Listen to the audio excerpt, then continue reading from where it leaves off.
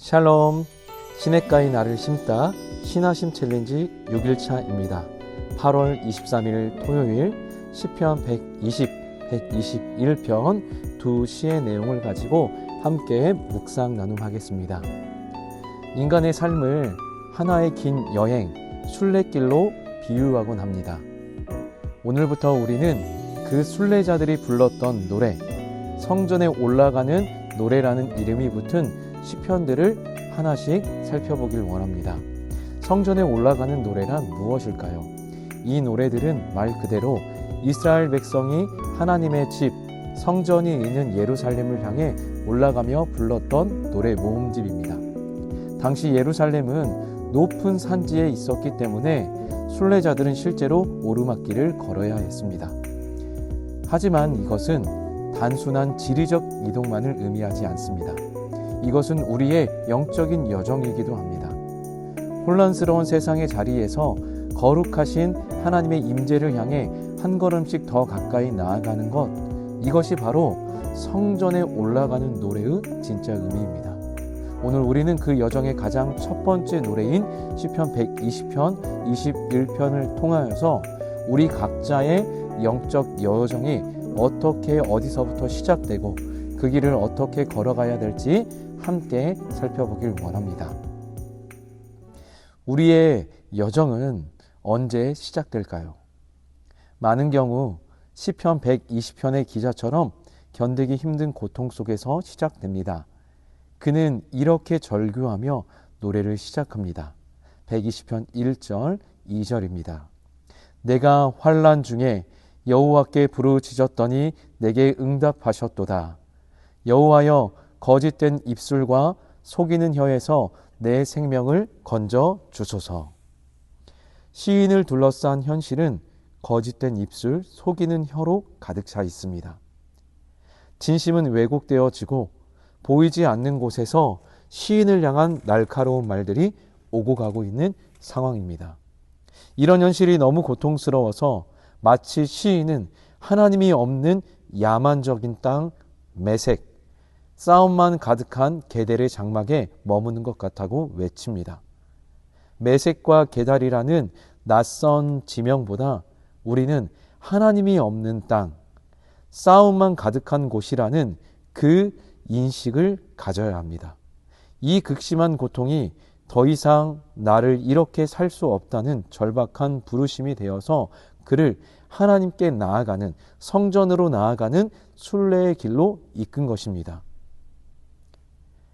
그런데 우리의 여정이 꼭 이런 격렬한 고통과 또 근심 속에서만 시작되는 것은 아닙니다.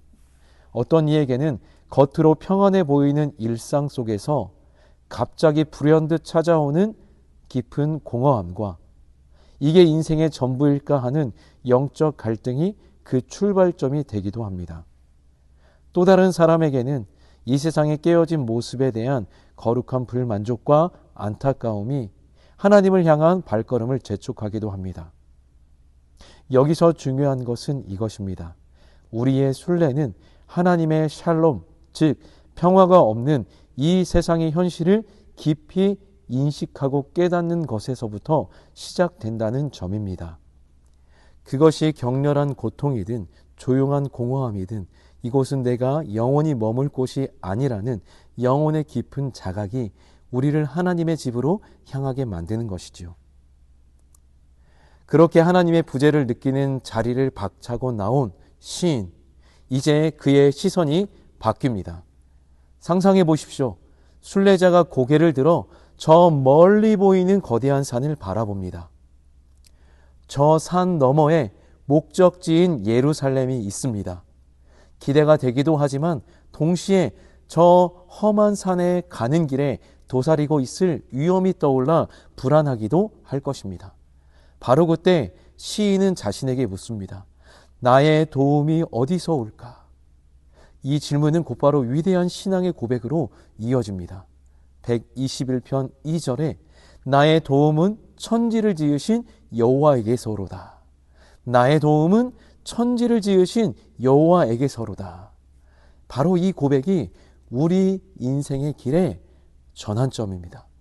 나의 도움은 저 거대한 산에서 오는 것이 아니라 그 산을 만드신 창조주 하나님에게서 온다는 것을 선포하는 순간 우리의 불안한 발걸음은 확신의 발걸음으로 바뀌게 됩니다.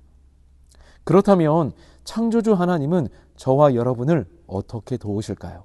시인은 지키신다는 단어를 6차례나 반복하면서 하나님의 보호가 얼마나 완전한지를 노래하고 있습니다. 첫째, 그분은 결코 잠들지 않는 우리의 보호자이십니다. 우리가 지쳐 쓰러져 잠든 깊은 밤에도 하나님은 졸지도 주무시지도 않으시고 우리를 지켜보십니다.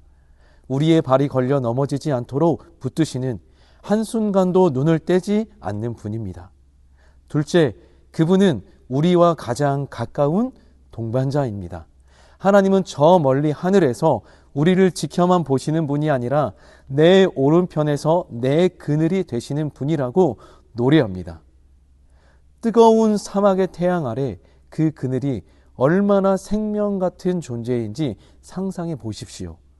하나님은 바로 그렇게 우리의 곁에서 가장 필요한 보호를 해주시는 분입니다. 그래서 낮에 해가 너를 상하게 못하고 밤에 달도 해치지 못한다 약속합니다. 이것은 우리가 대비할 수 있는 현실적인 위협뿐만 아니라 눈에 보이지 않는 어두운 밤에 당하게 될 예측 불가능한 위기까지 하나님이 막아주신다라는 뜻입니다. 셋째, 그분은 우리의 영원한 보호자이십니다. 이 보호는 여기서 그치지 않습니다. 외부의 모든 환난을 넘어 우리의 존재 자체인 영혼을 지키시고 우리의 출입, 즉 삶의 모든 순간순간을 지금부터 영원까지 지키신다고 약속합니다. 이보다 더 완전하고 든든한 약속이 어디 있을까요? 여러분, 우리의 삶은 때때로 시편 120편의 현실과 마주할 것입니다. 여전히 거짓된 말, 거짓 혀가 우리를 아프게 하고 말할 수 없는 공허함에 지칠 때도 있겠죠. 하지만 순례자인 우리는 그 자리에 주저앉아 탄식만 하는 사람들이 아닙니다. 고통이 찾아올 때, 공허할 때, 외로울 때 고개를 들어 시편 121편에 하나님을 바라보는 사람입니다. 나의 도움은 천지를 지으신 여호와에게서로다.